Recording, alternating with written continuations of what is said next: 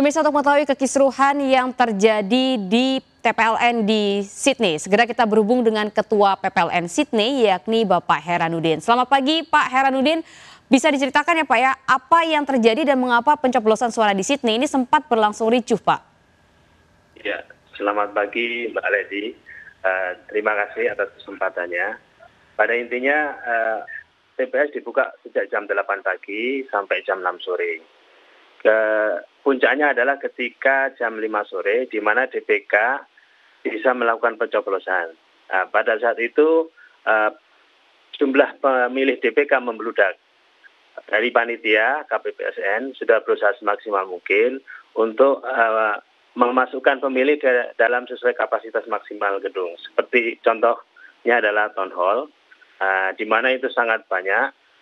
Mulai dari jam 5 secara bertahap pemilih memasuki dan memenuhi, kemudian berkurang. Namun sampai pukul 6 sore itu ternyata masih banyak pemilih yang belum bisa masuk.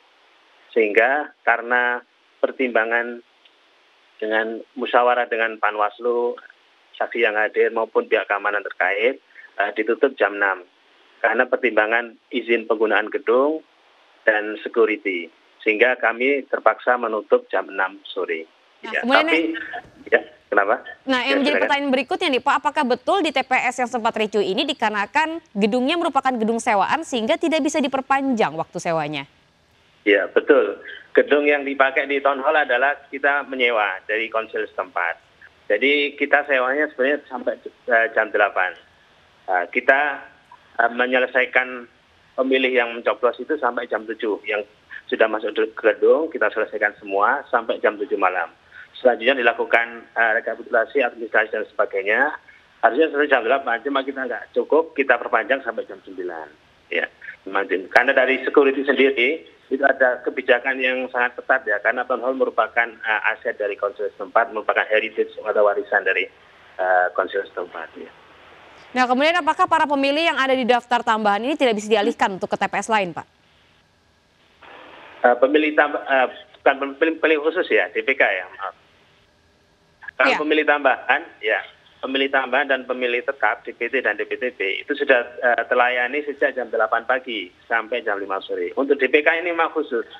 Ada aturan dari KPU bisa mencoblos 1 jam terakhir. Nah, 1 jam terakhir ini kita maksimalkan. Iya, artinya apakah DPK ini kemudian tidak bisa dialihkan ke TPS yang lain? Betul-betul hanya di TPS di Town Hall tersebut?